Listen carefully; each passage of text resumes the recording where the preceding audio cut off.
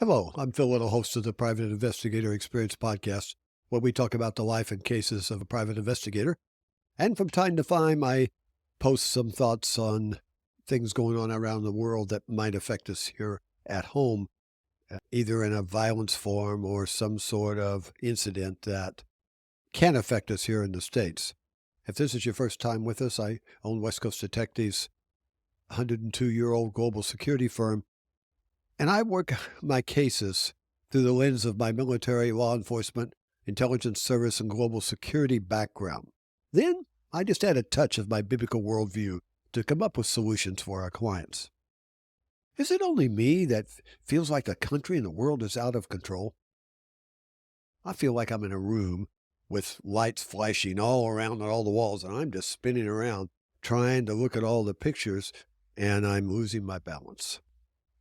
So much of what is going on in the forefront of our news is the Hamas massacre on October the 7th, 2023, when they invaded Israel. And the world was already in a fragile state of peace, and that has disrupted the whole world. I believe we've been in an official state of disorder since 2020. And with my biblical worldview, having read the book of Revelations from the New Testament, I know the end of the story. And I also can look at some of the events and be warned about them that lead up to the end times. This barbaric evil attack and the unleashing of worldwide anti-Semitism with Jewish persecution leading to violence around the world, it's accelerated the general lawless disorder. In the United States, it's been met for the most part with a lack of response from the legal system. And that is unbelievable. Today, as a result of some of my investigation out around the world on topics I became interested in, from being exposed to real-life situations on the ground in the more than 30 countries I've been to. I first became exposed to intelligence gathering and its importance in my law enforcement work, and found my interest grew as I moved to the private sector. My interest was piqued by my trips into Israel, and then into southern Lebanon in the late 70s, observing the terror being inflicted on the citizens of southern Lebanon using terrorism and violence as a tool. This led to my multi-year investigation into where did the sources of terrorism come from. And in my first book, Hostile Intent, it tells my story and finding the source of terrorism. I've done a lot of studying on the theory of terrorism, but most of my understanding has come from on-the-ground experience around the world.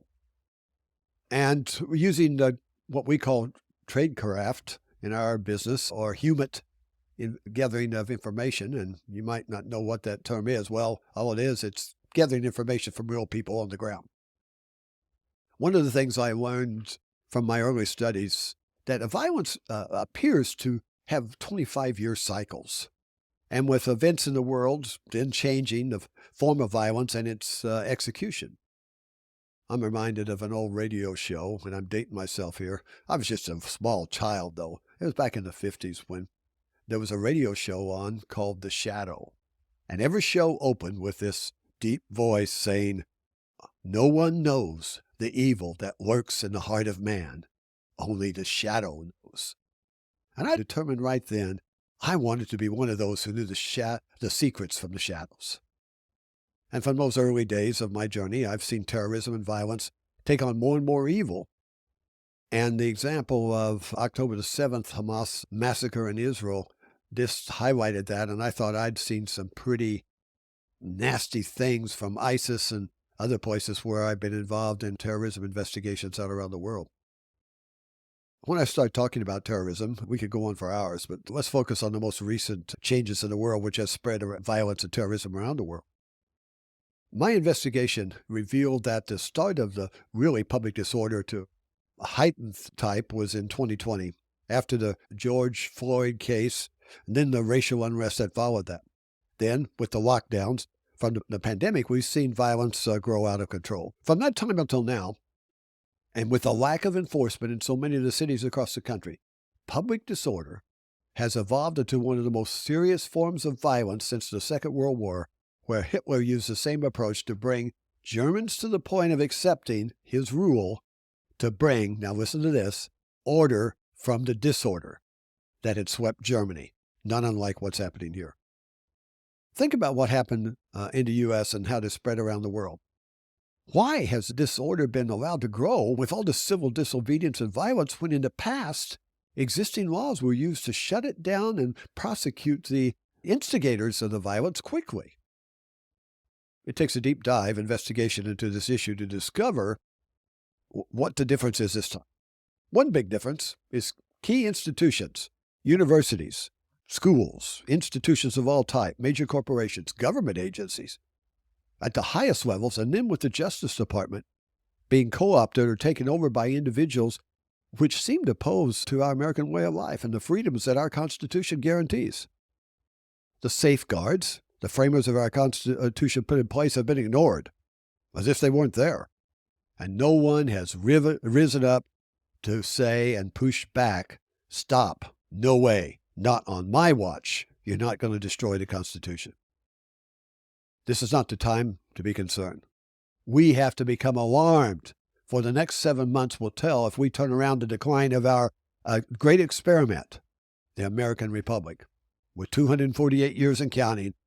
And I'm concerned about how many more it's going to be that we can call ourselves a free nation. I've been guilty of being asleep. And with my background, I should have seen sooner what the agenda of the radical left really was and how it was spreading after the pandemic. We don't have a lot of time, but I want to deal with some unfortunate things that I've learned from my investigation. And it's interesting to note that the vast majority of citizens aren't taking this rise of the violence and all this going on in the woke really seriously. You know, they seem to think, well, we've always been Americans, we've always been free, and we will always be free.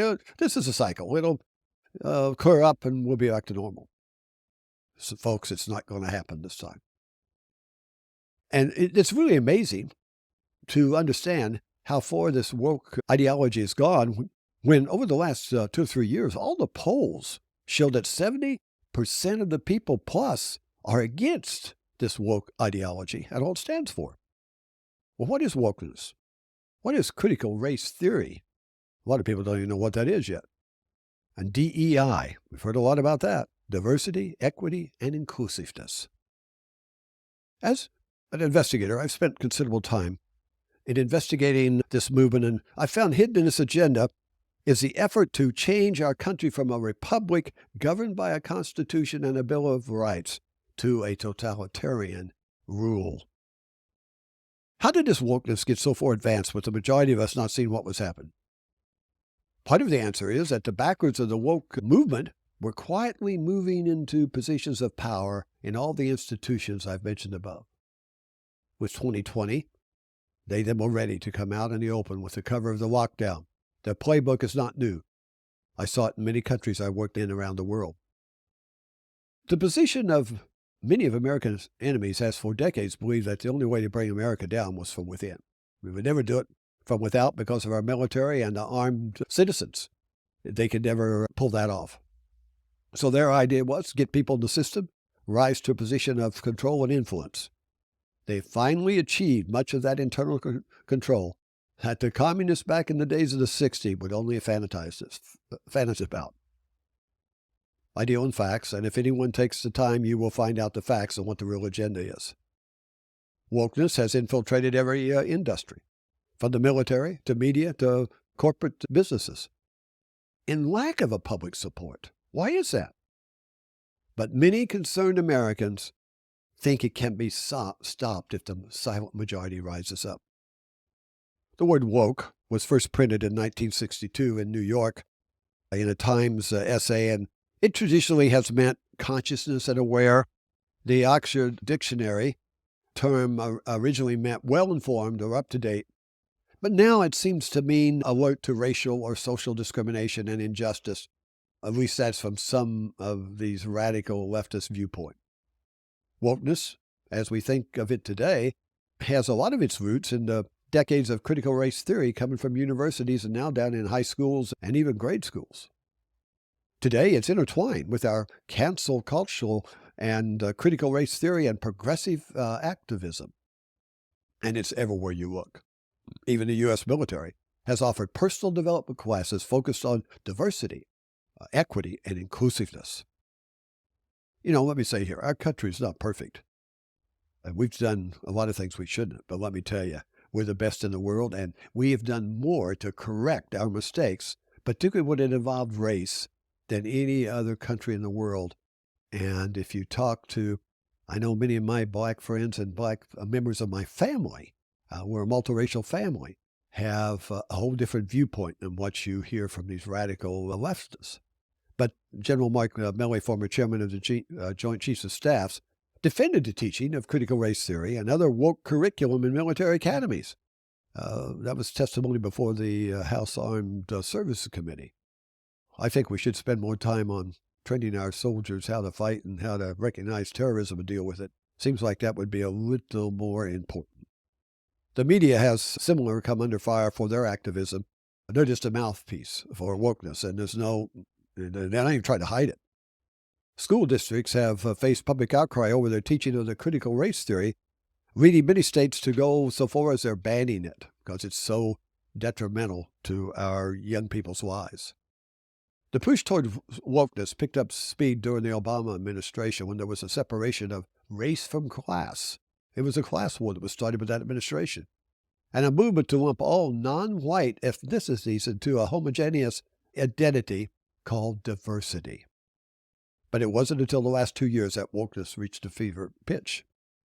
I think the perfect storm of COVID, this lockdown of 2/3 of the population for 15 months, the self-induced recession, the Trump derangement syndrome, the George Floyd death, months of ongoing riots, the inactivity and inability to get people to meet one another, the crazy election, and all of that was a spark or fuse that lit this pre-existing problems. It was like pouring gasoline on a smoldering fire that erupted into a huge wildfire. In the last 2 years, the attack on our youth with this gender confusion has been brought on by this radical teachers of education materials that in many cases the parents weren't aware of, and young children should never be confronted with this. The proponents of the critical race theory and woke ideology have used a classic Marxist playbook to brainwash young minds and turn them against their parents toward the state. Trust us, not your parents. We're more concerned about you than they are. And don't tell them what you're learning at school, because this will cause you lots of harm. And their young minds will actually follow that. They will believe that. I know I've had parents tell me that, whatever my kids learn at school's wrong, I can straighten them out when they get home. For folks, that's not going to happen. Still today in 2024, with all the pushback against CRT and the gender confusion tearing apart families, so many parents I talk to don't know that what the schools are teaching. Wake up, parents. For opponents of this societal push toward wokeness, not all hope is lost. The majority of Americans don't support it. Whatever aspect we look at in this wokeness, whether it's gender or race or immigration, transgenderism, it doesn't have public support.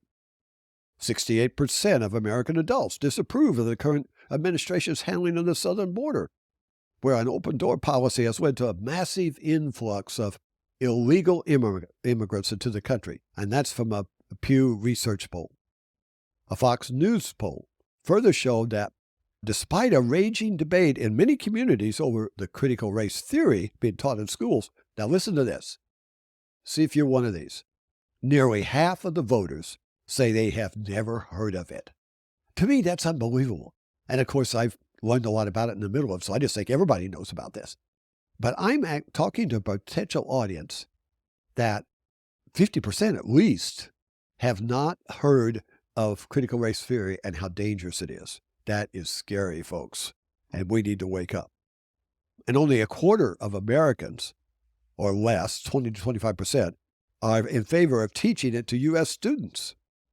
Another Pew Research study showed 73% of Americans say that college admission should only be based on the abilities of the student, not on race. One thing is clear about the trend that has dominated much of academia, media, and the corporate America. It does not stem from a grassroots support. So that gives us hope that we can still turn this country of ours around. The left's vague claims that America is inherently racist, adjudicated by metrics. Experts say that this is because proponents of woke ideology are now in positions of leadership. So they can call terms what they want, dictate what they want, and when they have a press that will spread it out and only report what they're telling him to, not all sides of the situation. Unlike the 60s revolution, they were protesting outside the corporations or outside the New York Times or outside Hollywood. These people today, they've taken over. They run Hollywood. They run the NBA. They run the Major League Baseball. They run the NFL. They run Wall Street. They run Silicon Valley. They run the universities, and they run the media. That's what we're faced with a small minority that is getting their way because we have been silent. They infiltrated these institutions and took them over. So that explains why an agenda that has very little popular support continues to thrive. As I've said, the mainstream media has fully bought into this ideology, and they can be counted on to report it and not fairly report all the facts. Outlets like the New York Times and the Washington Post are now fused with the woke mob from what they print. The left has succeeded in pushing this ideology into every facet of American life because they're organized, and opponents need to learn to fight fire with fire, folks. Conservatives are very polite. We don't normally want to cancel people. They don't want to boycott. They don't get angry and noisy and yell and scream. But this has to end if we're going to continue to live in a free society. As I've said before, President Reagan said that we can lose our freedoms in one generation if we lose the minds of our youth. And remember, too many times we want to live on those patriots of the past who has fought and given their lives in cases to keep us free. Our freedom depends on what every generation does in their fight to keep their freedoms and keep totalitarian rule out of the government. It's going to take us to stand up for our generation. So we need to use the same methodology to fight back.